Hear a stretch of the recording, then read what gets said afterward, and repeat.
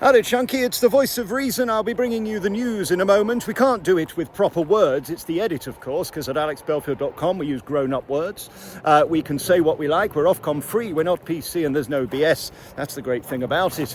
I'll do you the edit here next at YouTube. What a week it's been. I want to say bravo to RYLAN, who's about to be cancelled for telling the truth, which of course is the raison d'etre, that's your actual French for bullshittery, of 2025. I don't know what RYLAN said to upset the lefties, the radicals, the fartheads, the do-gooders, the let's bring over more travellers without anywhere to stay who might indeed affect our wife, children, nieces or sisters, but they're very upset about it. RYLAN, I applaud your bravery. I said on the phone in on Wednesday night, there's a young lady on that programme, a big boned lady called Alison, who wasn't the greatest fan of the jab or COVID, and she kept stum about it, and she's done very well since. It will be interesting to see whether he's now sort of marked his card, and whether the bosses upstairs will get scared that they've actually got somebody on their hands who will tell the truth.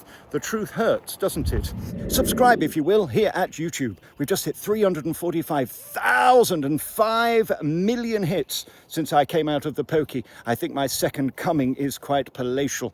You can also go to alexbelfield.com, the 40-minute news, 6 days a week. That is Monday to Saturday at 6 a.m. And you get the phone in Saturday tonight at 9, Wednesdays at 9 too. Oh, it's very exciting.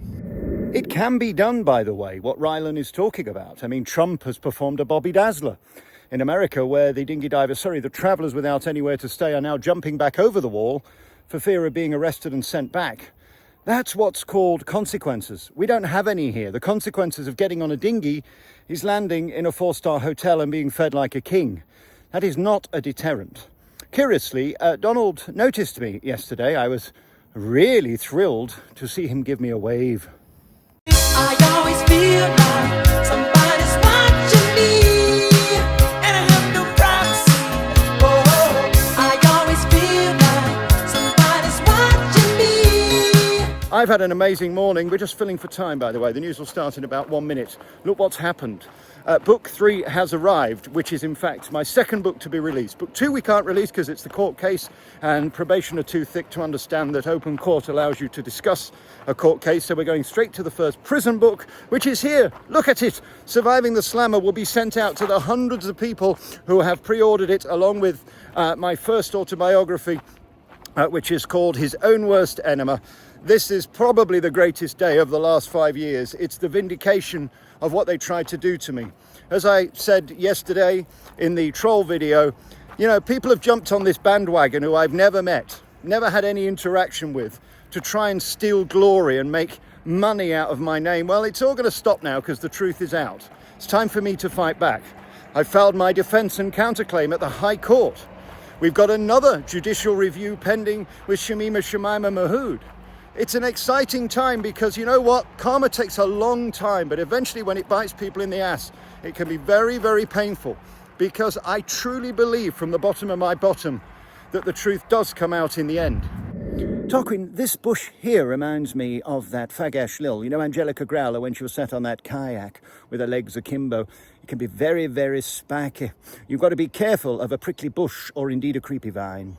I cannot tell you how unbelievable it is to me that a man was murdered at HMP Fossway who was attacked on August 6, and I broke the news yesterday and not a single mainstream media has covered it. They haven't had the courtesy to even investigate it.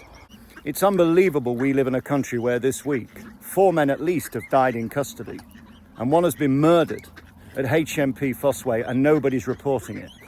It's shocking, and it speaks volumes about the mainstream media and who's actually doing legitimate journalism. Maybe we should look to Serco and who's in charge of that, and what else they're connected to, like the tag or immigration, and why maybe they're protected from bad publicity.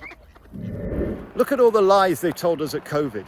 Look at all the bullshit they've fed us about the jabs. Going to be interesting what RFK Jr. says next week about autism.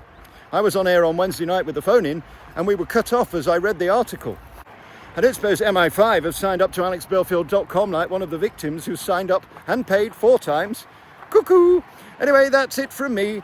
Just having a little walk with the Dodster. If you'd like to get hold of my book, she's here, by the way. I mean, it is available, and you can get it now before it sells out or gets banned. And thank you for your solidarity this week. It has been truly incredible in a week that doesn't make sense. By the way, Google Peter Andre and what he said and why he hasn't been cancelled. What he said is a lot more outrageous, a lot more offensive than anything RYLAN said. But of course, because he's got a six-pack and he's a bit cute and sings about mysterious girls, and there's nothing more mysterious than his girl, I don't know. It makes me very, very uncomfortable what's going on, who they're choosing to bring down and who they decide to defend. This is a horrible, horrible time to be alive. The manipulations are staggering. Right, have a great weekend. I love you. There's nothing you can do about it. Here is the non-PC, the no BS and the Ofcom free news from alexbelfield.com. It's every morning at 6 a.m, 40 minutes long, where I can talk about anything, and there's nothing they can do about it. Torsten Bell is a Labour spin doctor, basically, whose job it is to write things, and I just love this headline. Bellends writing Bellends up writing the budget. Fantastic work there, proving that we do still have some humour left in Great Britain. I want to read you a headline which I'm going to put up full screen because it's so ridiculous. I'm going to try and work it out. So here we go.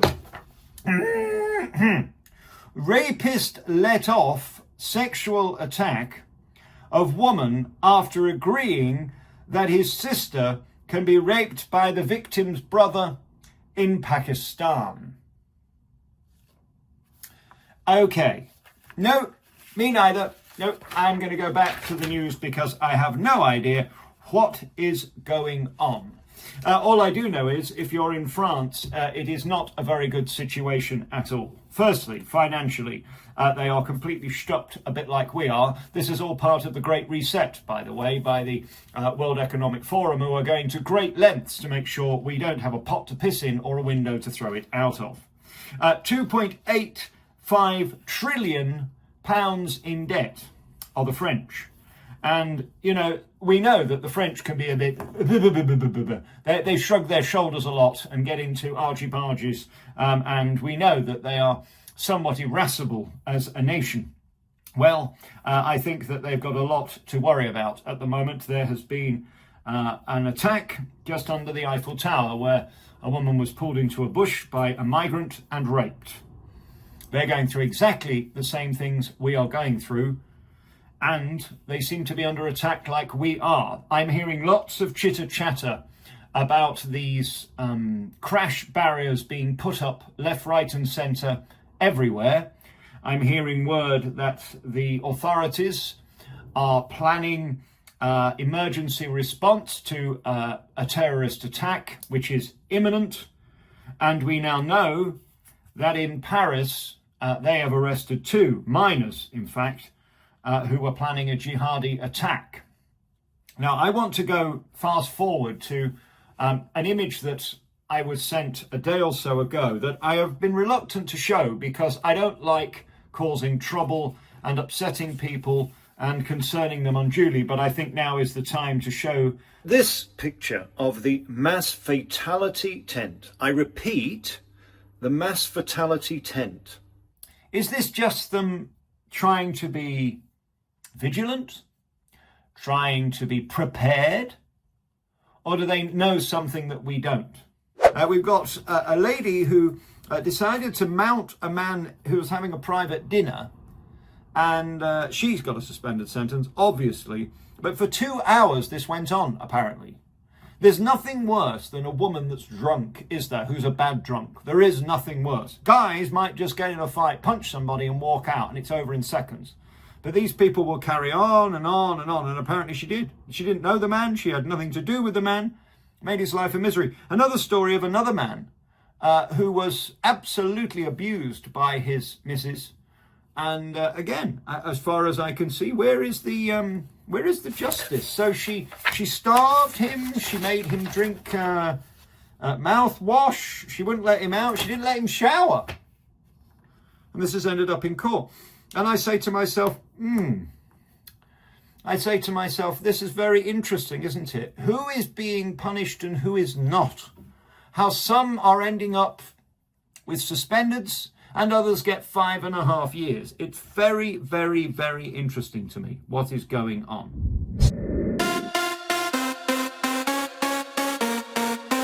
This is not a new jingle, so don't be a dipstick.